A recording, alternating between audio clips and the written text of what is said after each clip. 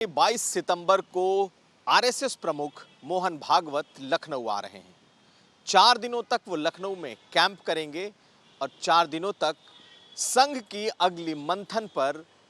उनकी नजर होगी। 2 दिन पहले लखनऊ में ही कोऑर्डिनेशन की एक मीटिंग हुई, बीजेपी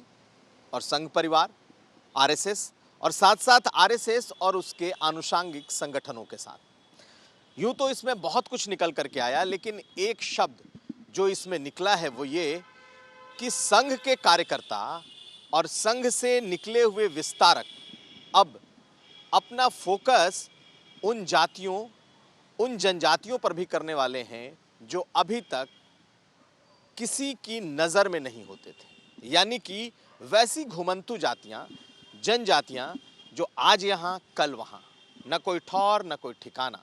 लेकिन उनकी तादाद भी ज्यादा और वो समाज का एक अहम हिस्सा। ऐसे में नट जैसी जो जातियां हैं जो कि घुमंतू हैं, कभी यहां कभी किसी और शहर में, कभी किसी और शहर में, और यही उनके जीवन का आधार है। अब संघ यानी कि आरएसएस इन घुमंतू जातियों के बीच अपनी पैठ बढ़ाने की कोशिश कर रहा है और संघ को लगता है कि ऐसी जातियां, ऐसे लोग, ऐसे समूह जो समाज में बिल्कुल छूट गए हैं, उनके लिए अलग से काम करने की जरूरत है। नट ऐसी जाति होती है जो घुमंतू होती है। इसके अलावा जनजातियां, खास करके बनटांगिया जो कि आदिवासी या बनवासी कहे जाते हैं, ये लोग गोरखपुर और नेपाल के आसपास के जो इलाके हैं, उस इलाके में ये बसी हुई जनजातियां हैं, जंगलों में। इस मीटिंग से, कोऑर्डिनेशन कमेटी की मीटिंग से ये निकला है कि अब संघ का एक विंग, खास करके जो इन्होंने शताब्दी वर्ष में इन्होंने विस्तारक निकाले हैं, उन विस्तारकों को खास जिम्मेदारी दी जा रही है कि वो इस समाज के भीतर जा कर के काम करें और उन्हें लगाया जा रहा है। इसका सियासी फायदा कितना होगा ये तो कहना बहुत जल्दबाजी होगी, क्योंकि ये वो लोग हैं, ये वो समूह है जिस पर अभी तक संघ बहुत ज़्यादा फोकस नहीं कर पाया था,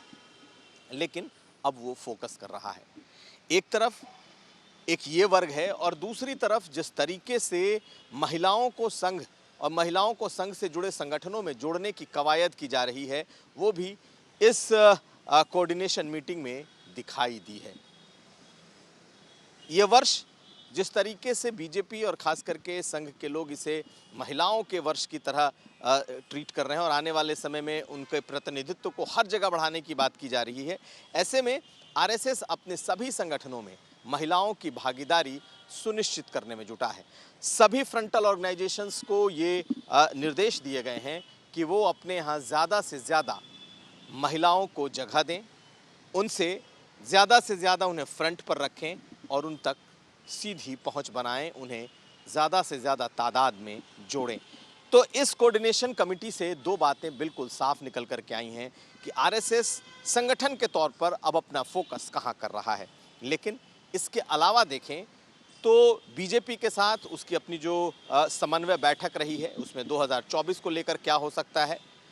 और सबसे अहम ये कि जब 2024 के जनवरी में राम मंदिर का उद्घाटन होगा तो उसके लिए कैसे लोगों को जोड़ना है, कैसे गांव, दूर दराज इलाके, कस्बे तक पहुंचना है और इसे एक बहुत बड़ा, कह सकते हैं कि लोगों का सम्मेलन, लोगों से को जोड़ने वाला एक बड़ा आंदोलन जैसा खड़ा करना है। इस बार इस रणनीति पर जुटा है कि जब राम मंदिर बनकर तैयार हो रहा है और वहां पर जब उसका उद्घाटन हो रहा है, रामलला उसमें विराजेंगे, तब ये गांव-गांव से, कस्बों से इसके लिए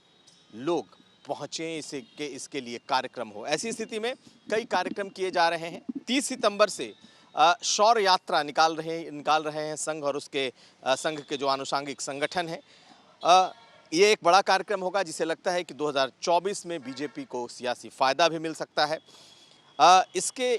अलावा अगर हम देखें तो जो संघ के दूसरे संगठन हैं, जैसे हिंदू जागरण मंच है, जैसे विश्व हिंदू परिषद है, ऐसे लोगों ने कोऑर्डिनेशन कमेटी की मीटिंग में खास करके आरएसएस और जो उसके अलग अलग संगठनों के साथ जो मीटिंग हुई, उसमें कुछ मुद्दे उठाए, जैसे लव जिहाद का मुद्दा उठा, जैसे गायों की तस्करी का मुद्दा उठा है, साथ साथ जो बॉर्डर एरियाज़ में जिस तरीके से लोगों को बसाया जा रहा है उसका मुद्दा उठा है। तो इन तमाम मुद्दों पर चर्चा हुई है, लेकिन सियासत से इतर अगर हम संघ और उसके अलग अलग कार्यक्रमों की बात करें तो संघ का पूरा फोकस ज़्यादा से ज़्यादा लोगों को 2024 के पहले अपने साथ जोड़ने का है। 2000 लोगों से ज़्यादा समूहों को, अब जिसमें बनटांगिया, जिसमें नट जैसी जनजातियां हैं, जातियां हैं, और साथ साथ महिलाओं को बड़े स्तर पर जोड़कर उन्हें अपने साथ लाने की उनकी भविष्य की रणनीति है। अब देखना है कि ये कितनी कारगर होती है, लेकिन संघ इन तमाम लोगों को जोड़कर एक बड़ा जिसे कह सकते हैं कि जन आंदोलन बनाने की तैयारी में जुट रहा है। कुमार अभिषेक, चुनाव आज तक।